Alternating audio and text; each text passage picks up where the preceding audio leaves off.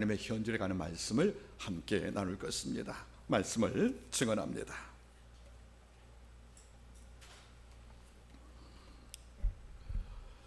사람에게는 세 개의 눈이 필요합니다. 자, 보는 것이 큰 은총이고 우리가 볼 수 있다는 것이 큰 복이지만 사람에게는 세 개의 눈이 필요하다고 생각을 합니다. 첫 번째는 관찰입니다. 이 관찰은 밖에 있는 사물을 보는 것입니다. 밖에 말하면, 다시 말하면 관찰한 말은 내가 아닌 남을 바라보는 것을 말하는 거지요. 그래서 관찰은 굉장히 필요합니다. 밖을 보기 때문에 관찰은 우리가 사회를 읽으시는 눈이 되는 것입니다. 그런데 문제는 관찰만 하면 자칫 비판을 배우게 됩니다. 관찰만 있으면 남에 대한 비평만 배울 수 있는 위험이 있다는 것을 우리가 함께 고민할 필요가 있다고 생각합니다. 두 번째는 눈이 필요한 것은 바로 성찰입니다. 성찰은 밖을 보는 관찰이 아니고 속을 바라보는 겁니다. 다시 말하면 자기 속을 바라보는 것이 바로 성찰입니다. 그래서 관찰이 밖을 보는 거라면 성찰은 내 속을 보기 때문에 늘 자기를 놓고 고민하고 자기를 생각을 하고 자기를 평가합니다. 그래서 성찰을 깊게 하면 우리가 겸손과 진실을 배우게 됩니다. 어제의 나와 오늘 내가 더 나아지기 위해서 나를 보니까 성찰은 나를 성소시키는 또 하나의 눈이라고 생각하는 것입니다. 그런데 세 번째 눈이 있습니다. 이게 바로 통찰입니다. 관찰이 밖을 보는 거라면, 즉 다른 사람을 보는 거라면 성찰은 내 속을 보는 거지요. 통찰은 시대를 보는 겁니다. 진짜와 가짜를 보는 눈이 바로 통찰인 것입니다. 그래서 통찰력을 갖추면 속지 않습니다. 그리고 남을 속이기도 안 되는 거지요. 그래서 우리는 보통 통찰에 깊숙하면 그를 보통 현명하다 그리고 지혜롭다 말하는 것이 아니겠습니까? 정리해 보겠습니다. 눈은 세 개가 필요합니다. 밖을 바라보는 바로 관찰. 그러나 자칫 이것은 비판만 배울 수밖에 없는 약점을 안고 있습니다. 두 번째가 내 속을 볼 수 있는 바로 성찰이 있습니다. 여기에 익숙하면 우리는 잘못을 반복하지 않는 깊은 겸손을 배울 수가 있다고 생각합니다. 또 하나의 눈이 뭐죠? 바로 통찰인 것입니다. 인사이트. 통찰이 깊어지면 시대와 역사를 읽는 눈이 생기는 거예요. 그래서 사실보다 진실을 배우는 것이기 때문에 그는 뭡니까? 숨겨진 사건 속에서 그 뜻을 읽어보는 지혜가 있다는 거죠. 보통 우리가 통찰력이 많다는 말은 무슨 말이겠습니까? 지혜로운 자, 현명한 자를 평가하는 것이 아니겠냐는 것이에요.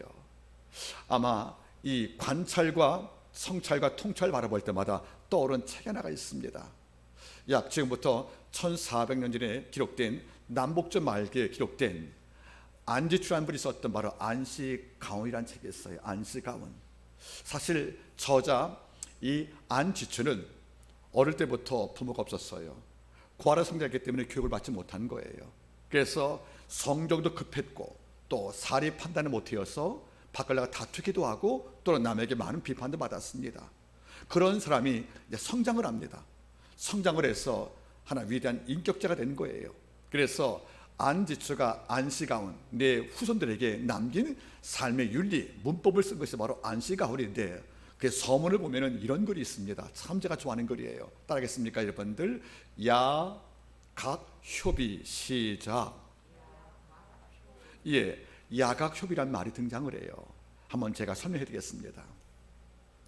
이 안지추라는 사람은 자기를 바라볼 때 못마땅한 거예요. 그래서 이렇게 말합니다. 서문에 내 마음은 내 입과 적이 되고, 그러니까 내 마음을 안 그런데 말이 합으로 나오는 거예요. 이러니까 내 마음은 입과 적이 되고 내 품성은 감정과 다투더라. 내 품성은 뭡니까? 아내 아껴줘야지, 내가 섬겨줘야지, 이런 마음이 있단 말이에요. 그런데 내 품성이 내 감정과 다투는 거예요. 성질이라서 못 참는 거예요. 이러니까 내 입은 내 마음은 내 입과 여러분들 적이 되고 내 품성은 내 감정과 다투니까 그는 항상 끝나고 후회하는 거예요. 내가 왜 그랬지? 그래서 한 말이 뭐죠? 야각협의. 나는 밤이 돼서야 아침에 잘못을 깨달았다, 그런 말이거든요. 여러분들 야각이 뭐죠? 밤에 깨달은 거예요. 협의가 뭐니까 아침 일 말하는 거잖아요. 그러니까 그는 일평생 뭘 느꼈습니까? 내가 얼마나 관찰과 성찰과 통찰에 부족했으면 내 모든 잘못을 언제 깨달은 거예요? 밤이 됐어야. 그때 못 깨닫고 이걸 놓고 나서 야각협이란 말을 늘 하면서 하는 말이 뭡니까? 그때 잘못을 그때 알아야 내가 성장하는데 밤늦게 깨라니까 아침에 잠을 깨면 후회할 수밖에 없다는 것이 아니겠습니까? 그래서 그는 일평생 가슴에 이걸 담았어요. 야각협의. 나는 아침 잘못을 밤에 쫓아 깨달았지. 나는 어리석어서 할 줄 모르겠지만 현대를 관점 알아본다면 이것도 쉬운 일이 아닌 거예요. 여러분, 아침 잘못 밤에 깨닫고 돌이킨 자가 몇 명 되겠습니까? 우리는 아침 잘못 끝까지 깨닫지 못하거든요. 몇 년 흘러가도. 그래서 나 옳다 하고 고집 부리니까 성찰도 없고 통찰도 없잖아요. 여러분들 잊지 마세요. 누가 지혜로운 자냐? 누가 의인이냐? 의인은 죄를 짓지 않은 자가 아니에요. 죄를 깨닫는 자입니다. 하나님은 의인에게 죄 한 번도 짓지 않는 거 기대하지 않습니다. 잘못 깨닫고 그저 반복하지 않는 걸 아버지 기뻐하는 거지요. 여러분, 다윗이 왜 위대합니까? 죄 한 번 안 졌어요? 아니에요. 그도 어떤 범죄였습니까? 신하의 아내 취한 거 보세요. 권력형 범죄입니다. 이것을 처음에 감추려고 했었어요. 그래서 여러분들 신랑 전쟁도 신랑을 데려와서 통침을 강요시키고 이걸 안해서 안 되니까 결국 편지에 써서 그걸 죽게 만든 것이 뭡니까? 다윗의 범죄 아니겠어요? 하나님이 말씀했습니다. 이런 다윗을 보고 아버지가 악행을 화내셨다고요. 그러니까 다윗도 범죄한 건 맞아요. 죄를 지었지 않았던 다윗 때문에 위대한 것이 아니라 그 죄를 발각되고 죄받는 그 순간에 그는 어떻겠습니까? 하나님이여, 내 속에 정한 마음을 창조하시고 내 안에 정직한 영을 새롭게 해주시옵소서. 하나님이여, 내가 주의 인자와 죄 많은 자비로 사는 것이니까 하고 하나님께 눈물로 호소했단 말이에요. 다윗의 아름다움은 죄를 짓지 않음이 아니라 죄를 알고 깨닫고 아파했다는 것이 아니겠습니까? 저는 오늘날 많은 사람들이 야각 협의라도 있었으면 참 좋겠습니다. 물론 저자 안지춘은 나는 아침 잘못을 밤에 알 정도로 어리석다고 후회한지 모르겠지만 이것도 쉬운 경건이 아니란 뜻이에요. 여러분들, 잘못을 아는 것, 잘못을 인지하고 생활 태도를 바꾼다는 것은 굉장한 은총입니다. 오늘 우리는 모세를 바라볼 것입니다. 출애굽 3장의 모세는 나이가 80이었어요. 양치는 목독입니다. 그런데 우리는 모세 인생을 세 등분으로 구분할 필요가 있다는 거죠.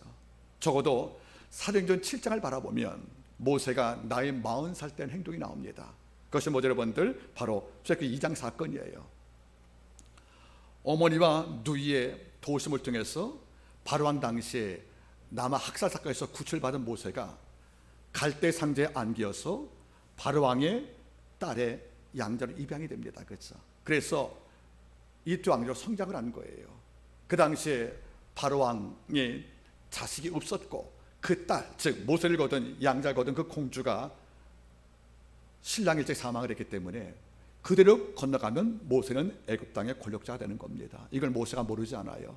그래서 나이 40살 때까지 그는 애굽 땅의 왕조로 성장을 합니다. 그런데 나이 40살 때 뭘 느꼈다는 거예요. 밖을 나가보니까 노동에 투여된 자기 히브리 백성들이 애굽의 군사에게 학살당하니까 분개해서 그를 혈기로 죽였단 말이에요. 이것을 몰래 감추고 은폐했다가 그 다음날 그 장소 가보니까 히브리끼리 싸우니까 너무 속상한 거예요. 그래서 중재하니까 그게 뭐라 했습니까? 네가 우리 법관이라고 우리 대들고 네 살인범죄 내가 밀고 할 거야, 이렇게 말한단 말이에요. 순간 모세가 도망가는 거지요. 우리가 느껴볼 필요가 있어요. 나이 40이면 모세가 권력을 잡았던 정점의 선자입니다.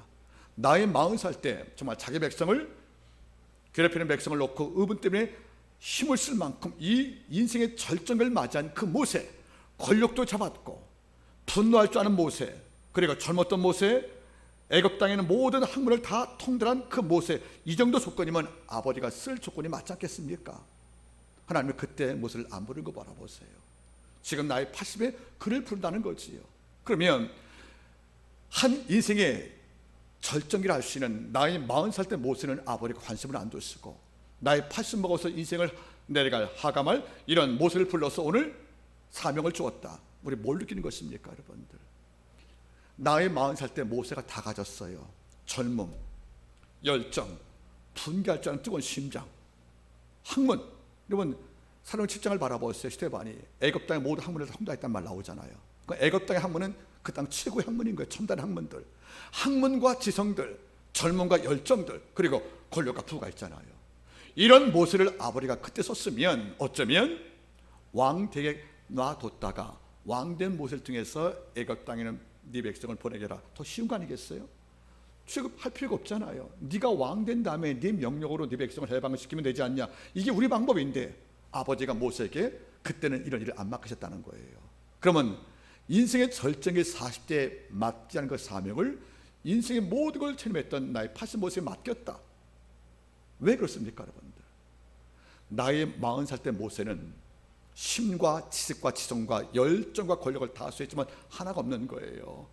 관찰, 성찰, 통찰이 없다는 거예요. 이러니까 내가 애굽 백성을 군사 죽이면 이 백성이 나를 지도자 삼아서 날 세우겠지, 이런 착각을 한 거예요. 여러분 잊지 마세요. 하나님이 어떤 종을 쓰십니까?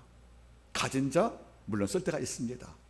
하지만 아버지가 진짜 모든 걸 당신 나라에 쓰임받은 일꾼의 최종 점검에서 확인하는 것이 뭔지 아십니까?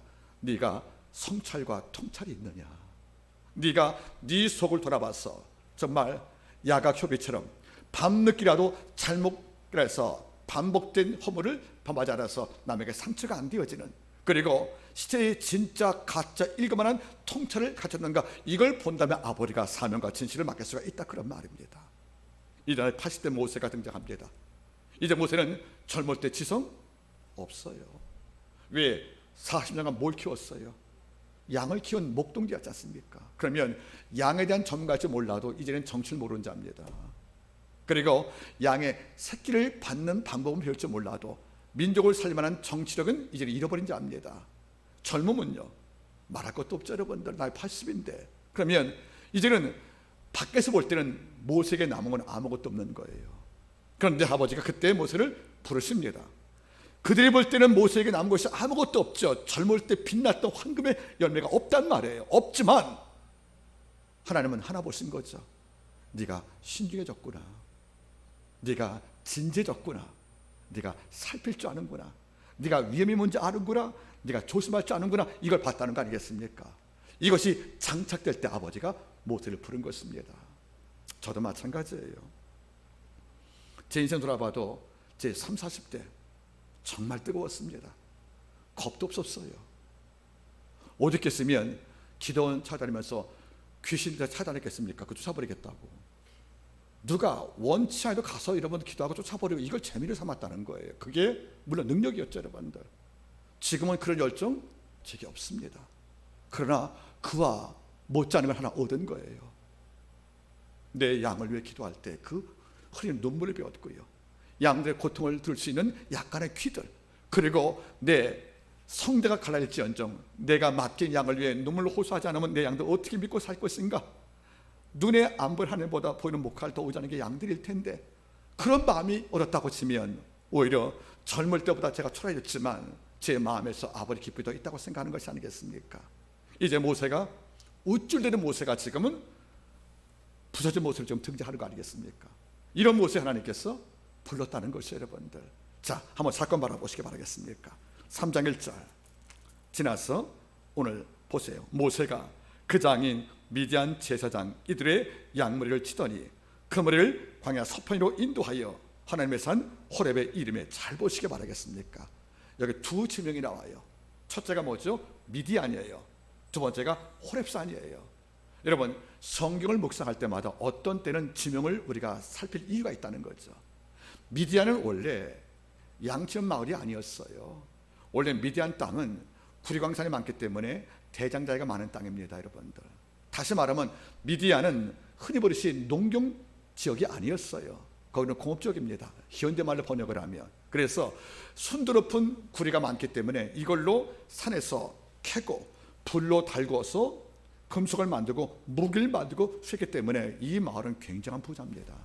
오히려 양치기는 산을 갖지 못한, 그리고 대장자인을 취업 못한 이런 사회 버린 자들이 하는 일이었기 때문에 미디안 땅에서 양쳤다는 것은 결국 좋은 일이 아니라는 거예요. 그 사회에서 하루 민족들, 즉 아말렉, 땅의 백성으로 평가받는 가난한 자 아니겠냐는 거예요. 그러면 애굽 땅의 왕자였던 모세가 지금 미디안 땅에서도 1위 인생을 살고 있다는 거예요. 돌아보면 어떤 것입니까? 남들 다 하는 광산소, 광석을 캐는 일도 할 잊도 못 되는 거예요. 그리고 여기서 오는 불을 갖고 무기를 만들고, 여러분 마차를 만들고 칼 만들어서 비용을 취하고 많은 불을 얻는 이런 일도 하지 못한 거죠.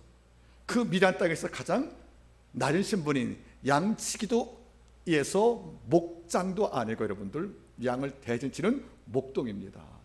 그 모세가 얼마큼 추하게 된 거예요. 전 세계 신의 아들로 추앙받은 바로 왕의 양자에서, 애굽 땅의 왕자에서 지금 뭡니까? 미디안 이방 땅에, 정말 촌락부석의 이루 땅에 이름인지 살아가는 모세를 바라볼 때 어떤 마음이겠냐는 거예요. 모세 자신도 자기한테 희망이 없는 거예요. 더 이상 나한테 기댈 꿈이 없는 거예요. 그날도 아무 일 없이 내려올 때 어디에 갔다는 겁니까? 호렙산입니다. 그런데 호렙산도 놀라운 지명이에요.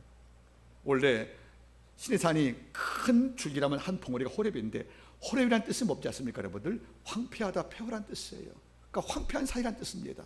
그러면 하나님이 나타날 공간이 아니거든요. 여러분 잘 보세요. 이 땅을 준 우주의 왕 하나님께서 모세를 만나려고 어디 왔다는 겁니까? 호렙산. 그러니까 우리는 호렙산 그러니까 산 이름이 무엇이 날지 모르겠지만 실제 이름의 뜻은 뭐죠? 황폐한 땅이라는 뜻이에요. 폐허, 황폐, 버린 땅, 쓰레기 땅들, 이런 땅에 모세가 있는 거예요. 그러면 창세기 기자 모세가 출애굽기를 쓰면서 왜 두 지명을 언급했을까? 두 지명과 모세의 입장에 지금 너무 유사하다는 거예요. 모세도 지금 뭡니까? 미디안 땅에서 광산에 와서 취업 못하고 양을 치는 일류 인생. 호렙산 뭡니까 여러분들? 내 가는 공간이 어디에 여러분들? 황폐하고 정말 폐허인 죽은 땅. 이런 땅을 왜 언급했냐면 어쩌면 이것이 현재 모세를 설명하는 상징 언어와 같다는 거 아니겠습니까? 보세요 여러분들, 호렙 폐허의 땅이에요. 호렙 쓰레기창이에요. 이런 땅을 매일 가는 모세가 뭘 느꼈겠습니까? 이름을 부를 때마다, 이름을 기억할 때마다 내 인생과 별로 다른 게 없는 거예요. 그래서 높았던 모세가 부서져서 지금 낮고 어떤 꿈도 꿀 수 없는 이런 절망 상태에서 있을 때 아버지가 모세를 찾아왔다는 겁니다. 여러분 잊지 마세요. 하나님은 I am something, 나 특별해, 별로 관심 없어요. 여러분들, 우리가 팔딱거리고 내 스스로 모든 걸 할 수 있다고 생각을 해서 하나님 도움이 필요 없다는 자기에 대한 확신이 너무 강한 자 아버지 일할 수가 없다는 겁니다. 때로 하나님께서 뭔지 아십니까 여러분들? 힘을 다 뺀 자, 내게 힘이 없는 자들, 내가 아버지께 부축을 받지 않으면, 말씀의 부축을 받고 성령의 위로 받지 않으면 한 걸음 뛸 수 있을 만큼 내 약한 위크, 병든 자로 인정할 때 아버지가 오히려 그를 강하게 볼 수밖에 없다는 것이에요. 하나님이 내 있는 거 다 앗아갈 때 우리를 죽이는 게 아닙니다. 힘을 빼는 겁니다. 당신을 껌딱지한테 붙어 의지하라는 것이 아니겠냐는 거예요. 우리는 갖고 있는 거 너무도 많은 거예요. 내 스스로 자기를 믿고 확신하고 내가 모든 걸 할 수 있다는 지나친 자신감에서 충만할 때 아버지는 우리 곁에 별로 오지 않고 있다는 거지요. 내 삶은 미디안 땅의 이루 인생이야, 내가 왜 이거밖에 안 됐을까 하고 자기를 성취한 거예요. 내가 늘 가는 곳은 호렙, 황폐한 땅이야, 나를 방해할 것이 없어 하고 모든 삶에 대해서 스스로 내 약함을 고백할 때 이것이 뭡니까? 아버지의 감이라 그런 말이에요. 그날도 모세는 그 산을 방문합니다. 그리고 서쪽으로 양을 끌고 그 산에 올라갈 때 드디어 하나님께서 모세를 찾아오셨습니다. 어떤 방법으로 보시겠습니까? 2절 여호와의 사자가, 이 말씀은 4절 여호와께서, 결국 여호와지 하나님이시죠, 떨기나무 불꽃 가운데서 그에게 나타나시니라. 그가 보니 떨기나무에 불에 붙었으나 사라지지 아니하는지라. 아멘. 따라서 여러분들, 떨기나무 따라하세요. 스네, 이게 히브리 말이에요. 스네 하나님. 여러분, 떨기나무란 말은 뭡니까? 향 있는 꽃을 피우는 것이 아니에요. 즉 건조한 땅, 그리고 거친 땅에 성장하는 그런 작은 식물 잡초입니다, 여러분들. 그러니까 떨기나무는 어떤 것이냐면 농부한테 또는 목자한테 아무런 유익을 줄 수 없는 거죠. 열매도 없지요. 가시에는 없다는 거예요. 근데 덤풀의 양들의 몸이 걸리면 찔리기도 하지만 파상포로 죽을 수밖에 없거든요. 이러니까 떨기나무는 목자와 농부가 피하는 나무예요. 누구한테 활용할 수 없는 이런 값 없는 나무란 뜻이에요. 백향목 비교 안 됩니다. 종리나무 비교 안 되거든요. 이러니까 하나님께서 미디안 땅에서 일일생을 사는 황폐한 산인 호렙산을 거두로 사는 이런 모세를 만날 경우에 어디로? 백향목에서 오셨습니까 여러분들? 종이나무 가지고 오셨습니까? 이게 아니라 어디로 왔다는 겁니까? 쓰네 가시나무의 옷이어서 모세를 만나 주었다는 것이 이 출애굽 기자의 기록이란 말이에요. 전 놀란 게 있습니다. 모세를 찾아온 하나님께서 성전도 아니고 궁궐도 아니고 백향목에 불타는 것도 아니고 종이나무도 아니고 모두가 기피하고 싫어하는 바에 있는 이런 죽은 나무 별 차이 없는 떨기나무에 불러오셨다. 이걸 볼 때마다 많은 기운을 얻는 거예요. 하나님 뭔지 아십니까 여러분들? 하나님 스스로가 가장 낮은 곳에 오셨다는 것이 아니겠냐는 거예요. 여러분 잊지 마세요. 저는 가끔 말하거든요. 하나님이 모세를 만난 장소가 성전과 궁전이 아닌 거칠고 척박한 땅에서 가장 인기 없고 가장 실험받은 나무에 오셨다는 말은 우리들 뭐를 암시하는 것입니까? 하나님은 자기를 낮추시고 이런 공간을 이미 선택하신 거예요 여러분들. 저는 가끔 느끼거든요. 일상에서 하나님 만나 못한 자가 성전에서 하나님 만날 수 있을까? 그건 아니란 말이에요 여러분들. 하나님은 일상에서를 만나를 원하시는 거예요. 교회 말이 아닌, 주일 말이 아닌 일상의 내 삶의 망가진 현실들, 내 일상의 쓰레 같은 이런 떨기나무들, 이 장소가 내 직장이든 내 가정이든 내가 속상해서 밤길 걷는 한강 다루기든 간에 그런 최악의 조건 속에서 우리가 하나님 향한 소망이 있다면 아버지의 그 장소까지 나를 찾아온다는 것이 아니겠습니까? 우리는 교회와 하나님을 경배합니다. 물론 당연한 것이에요. 우리가 교회에서 기도 가운데 하나님의 음성을 듣기도 합니다. 그건 틀린 말이 아닐 거예요. 그러나 이걸로 끝나서 안 되는 것입니다. 내가 일상에서도 하나님을 볼 수 있는 이런 성찰과 통찰이 없으면 교회에 와도 하나님은 나에게 발견될 수가 없다, 그런 말이에요. 하나님은 가끔 제가 말하거든요. 따라하겠습니까? 하나님 말씀은 사건을 일으킨다. 교회에서만 말씀을 듣는 게 아니잖아요. 내가 아끼는 50절 말씀을 썼을 겁니다.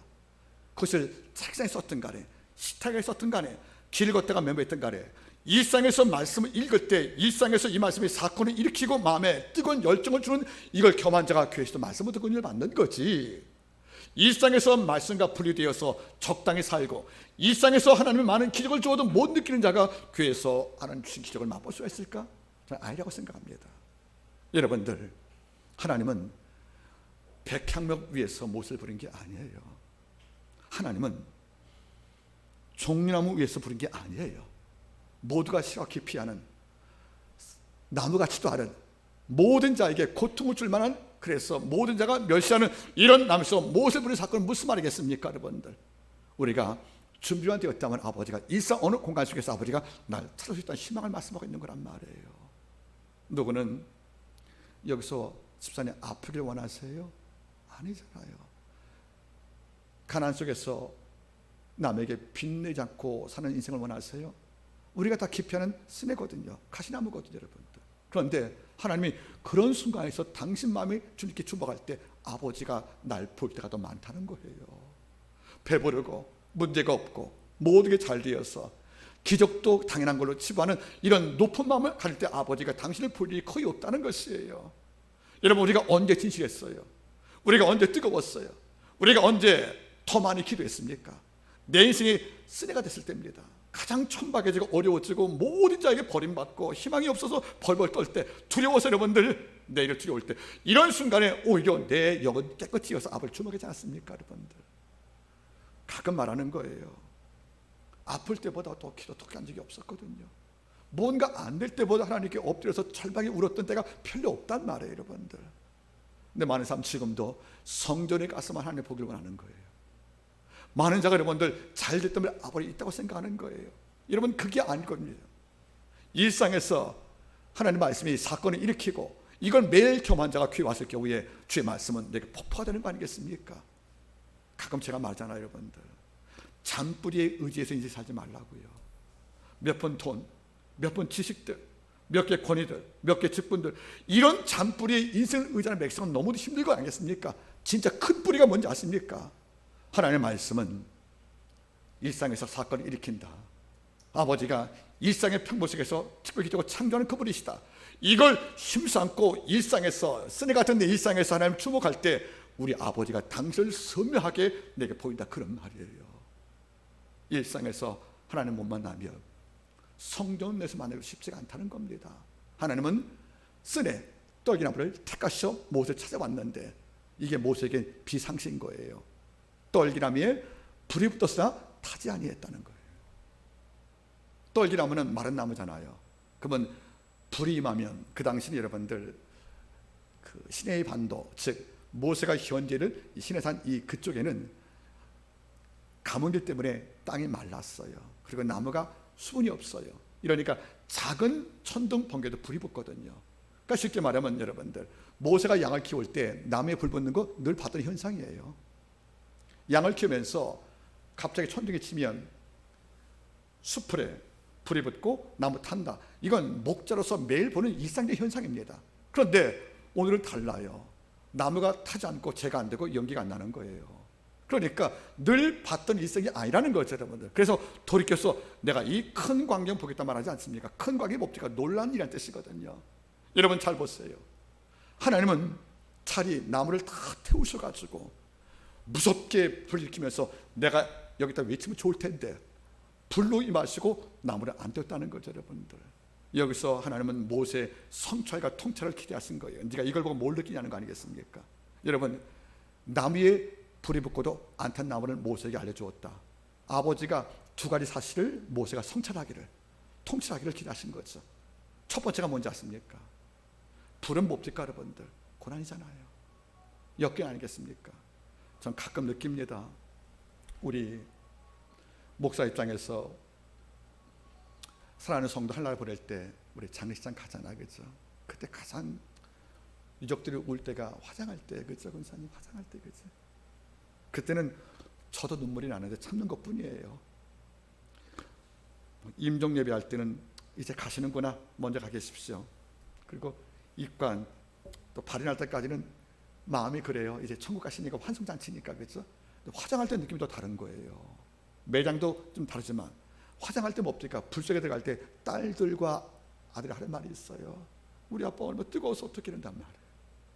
뜨거워서 어떡하냐고요. 사실 돌아가신 분이니까 못 느끼겠지만 근데 우리 마음은 다른 거죠. 그러니까 불 속에 들어간다는 말은 뭐예요, 여러분들? 뜨거워서 못 견딜 고통을 말하는 거잖아요, 여러분들. 아버지가 불 속에 와 계시다는 거예요. 불타는 나무 속에 와 계시다는 거예요, 여러분들. 무슨 말입니까? 모세야, 네 민족이 지금 불에 던져진 나무와 똑같이 타고 있지 않느냐? 바로왕의 압정에서, 자유 잃어버린 고통에서, 그리고 가난 속에서 아파하고 마치 불 속에 던진 나무가 타는 것처럼 지금 못 견디고 아파하는 곳에 내가 와 있다는 겁니다. 우리 주님이 어디 와 계십니까? 우리가 가장 아파하는 곳에 와 계시다는 거예요. 우리가 못 견뎌서 우는 곳에 와 계시다는 거예요. 불에 타는 나무가 얼마나 견디겠습니까, 여러분들? 그런데 하나님 뭐죠? 타지 않겠단 말이에요. 하나님 보세요, 여러분들. 우리는 가끔 말합니다. 하나님 어디 계시냐고. 나 어려움 당할 때 어디 계시냐고.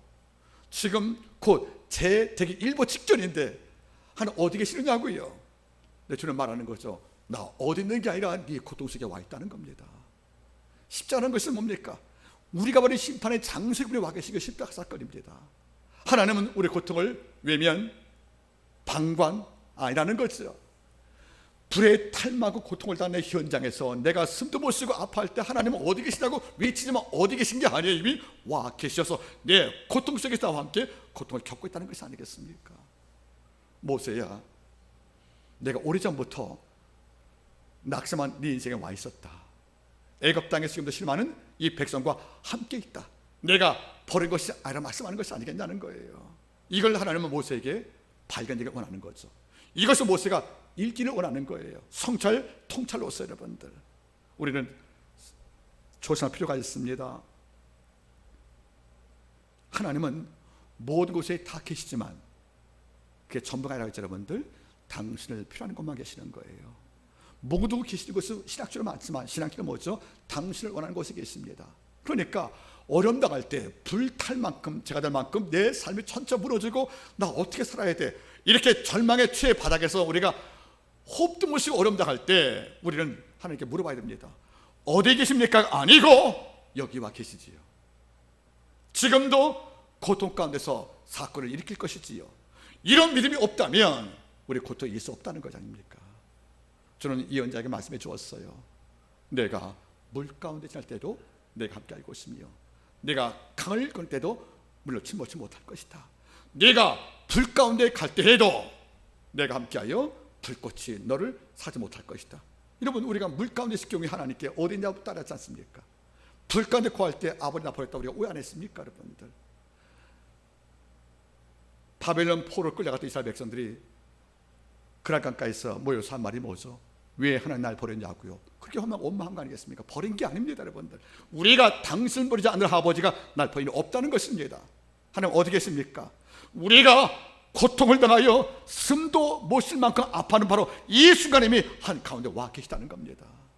하나님은 그 속에서 와 계신 것을 모세가 알기를 바라신 거예요. 또 무엇을 아버지가 이야기를 바랬습니까? 따라하세요. 여러분들, 나무가 타지 아니하는지라. 어떤 불이 와도 타지 않은 나무로 우리를 만들겠다는 거예요.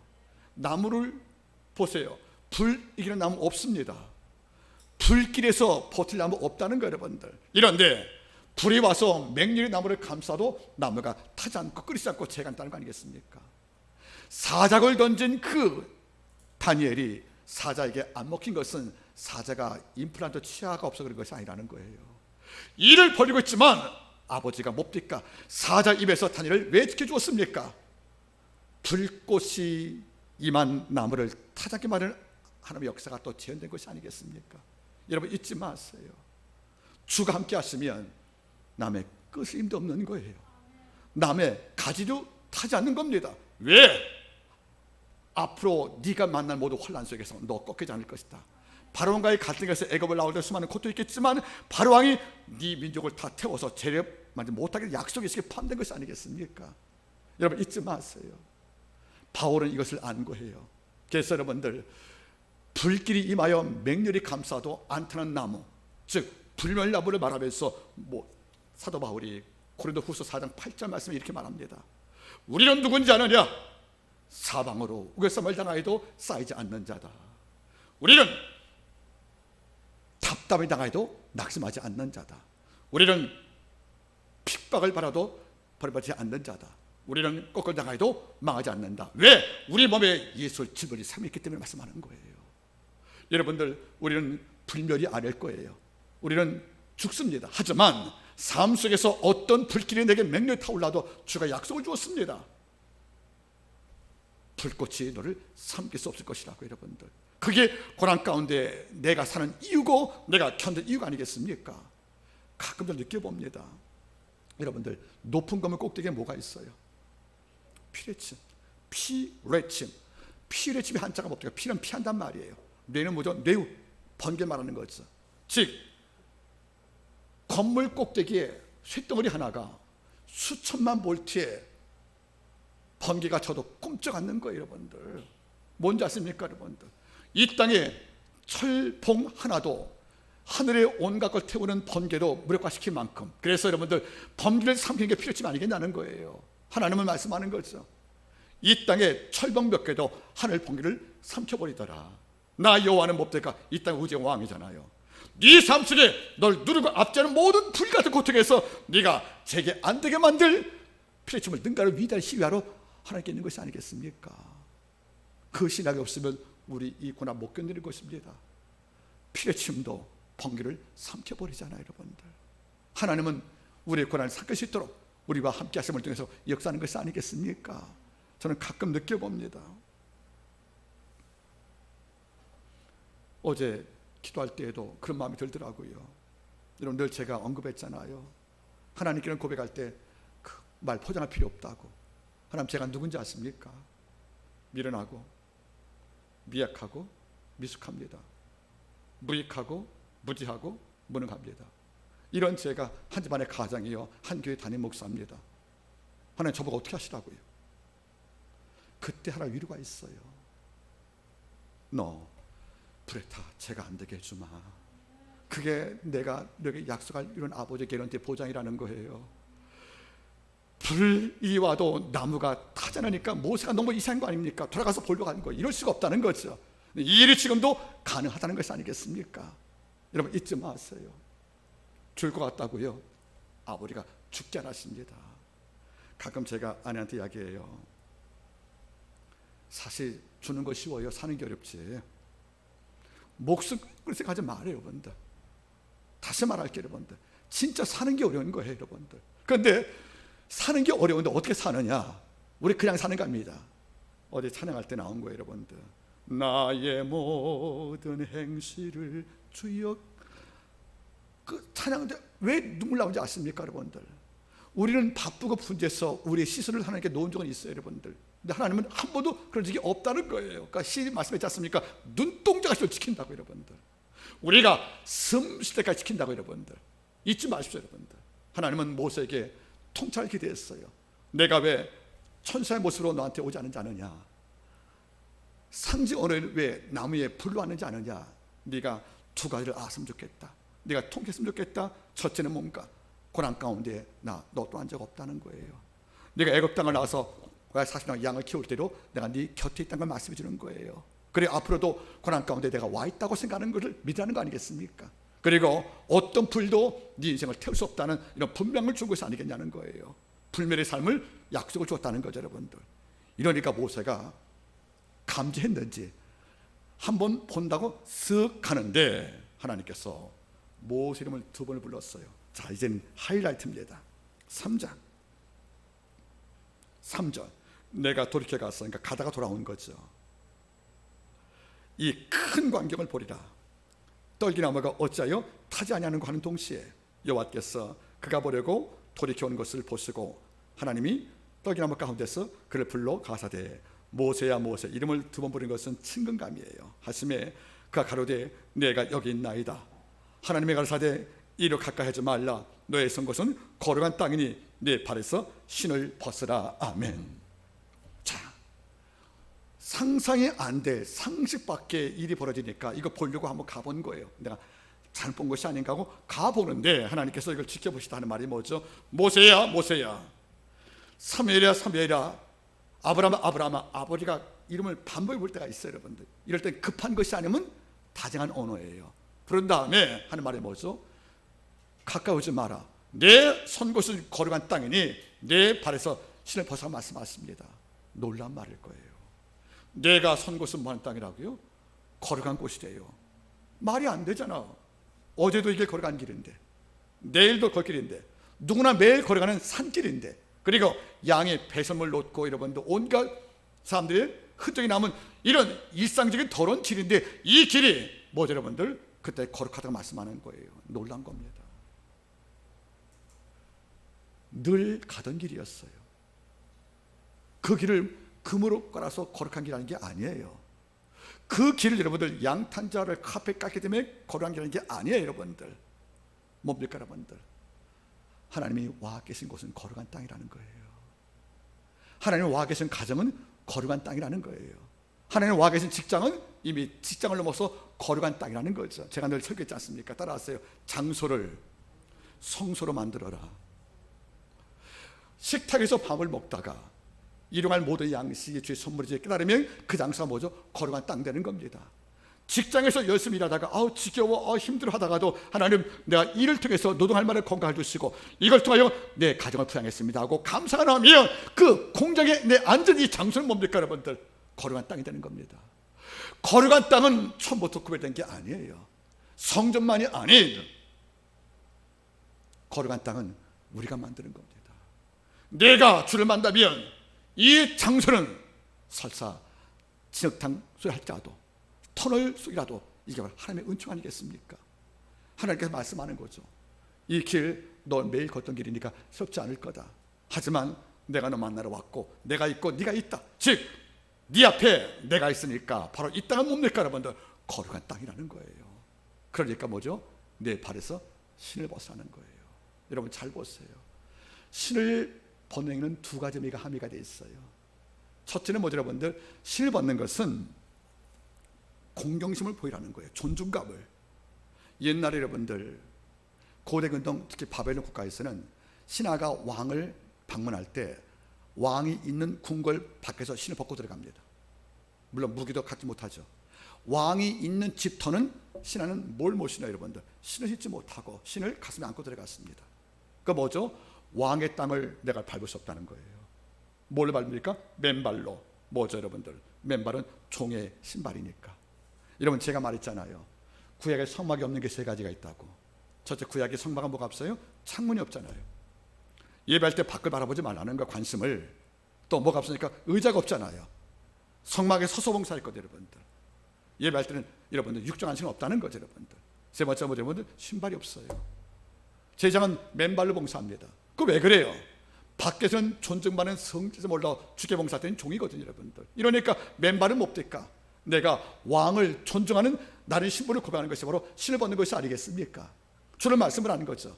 너 나의 80 먹을 때 한 마을에 네가 지혜로운 방백일 수 있고 노일 수 있고 내가 의를지 모르겠지만 내 앞에 섰을 경우에 너 신 벗어야 하는 거 아니겠습니까?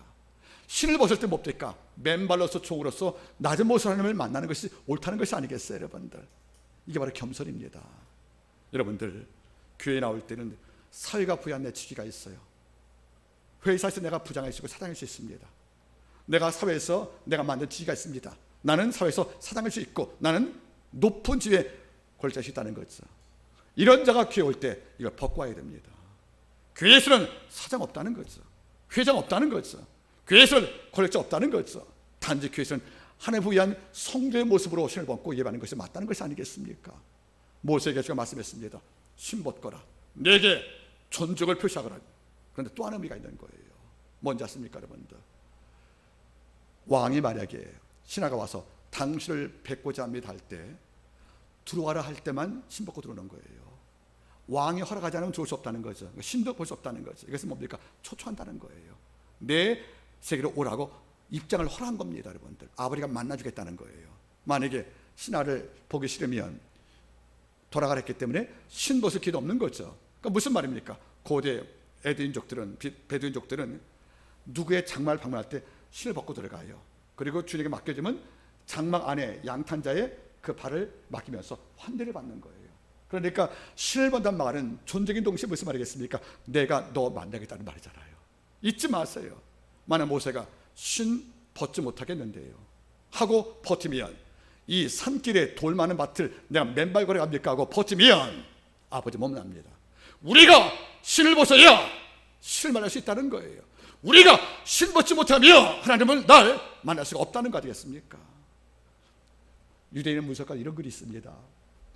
다니엘 당시의 왕이 느부갓네살 왕이었죠. 이 왕이 자기가 지은 성을 보고 나서 옥상에 올라가서 자랑을 해요. 이 권세 내가 지었다 할 때 하나님 음성이 들립니다. 이게 네가 지었냐고. 그래서 하나님의 저주해서 이 왕한테 7년간 미친 짐승되어서 사는 셈을 저주하지 않습니까? 그래서 7년 만에 이 동안에 짐승을 미쳐가지고 이 왕이 사실 헤매다가 7년 돌아가고 정신 차린단 말이 성경 말씀이 나오거든요, 다니엘서에. 근데 유대 문서에 보면 그 다음 글이 나와요. 7년 만에 돌아왔던 이 느부갓네살 왕이 너무도 감사해서 왕궁에 앉아 하나님을 찬양했답니다. 그리고 회개했답니다, 여러분들. 그러니까 오만 떨다가 하나님께 저주받아가지고 7년간 정신이 혼란이 와서 산에다가 짐수 살다가 돌아와서 왕으로 왔을 경우에 그것이 너무도 고맙고 두려워서 여를 찬양하는데 갑자기 천사가 내려오더라는 거예요. 내려와서 왕의 뺨을 확 때리답니다. 아브라함 요사 헷셀의 진리한 열정이 채난 글이에요, 여러분들. 여기 153페이지 나오는 글인데 이런 글 나오는 거죠. 그러니까 7년 만에 권력을 빼앗기고 미친 짐승이 되었다 돌아온 것이 너무도 고마워서 하나님을 찬양하고 회개하는데 천사가 와서 머리를 맞으러 가시다 뺨을 때리니까 이 왕이 놀래가지고 왜 뺨을 때리시냐고. 그러니까 천사가 이렇게 말을 해드려요. 야, 이 녀석아, 찬양과 회개한 놈이 왕관 쓰고 하느냐. 뭘 벗어나는 겁니까? 왕관 벗어나는 거예요. 네가 내 앞에서 회개할 때, 내 앞에서 찬양할 때 네가 왕을 하는 것이냐? 주가 용서하는 죄를 하는 거잖아요, 여러분들. 네가 왕관 벗지 않고 찬양하고 회개한다고 하고 뺨을 때릴 때 이글 나와요. 그가 왕관을 벗고 참회하더라. 여러분, 신을 벗어야 합니다. 우리가 기도할 때 왜 음성을 못 들을까? 우리가 왜 말씀과의 접촉이 안 될까? 내가 왜 일상에 살아가는 기적을 왜 맛보지 못할까? 어쩌면 하나님의 일하심을 존중하고 내 입장을 낮추는 이런 신을 벗지 못하기 때문에 아버지가 나한테 발견될 수가 없다는 거 아니겠습니까? 지금도 주님은 찾아기도 하지만 우리에게 발견되길 바라시는 거예요. 우리가 당신을 찾길 바라시는 거예요. 우리가 신을 벗을 때 아버지가 보이는 겁니다. 이 땅 많은 백성은 신 벗지 않잖아요.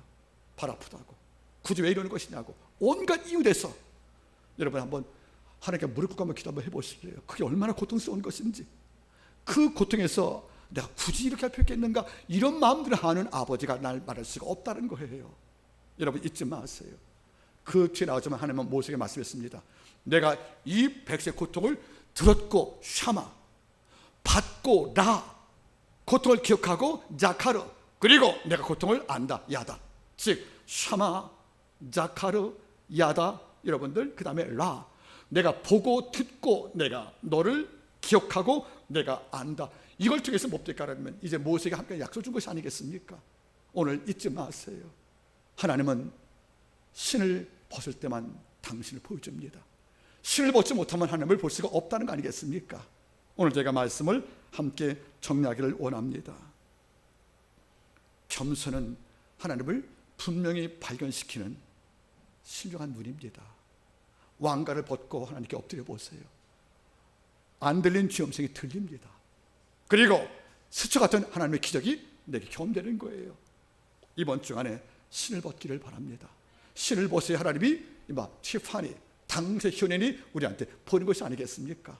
오늘 이번 주에 맨발로서 영을 만나는 위대한 은총이 여러분 가운데 있기를 주 이름으로 축복합니다. 기도하겠습니다.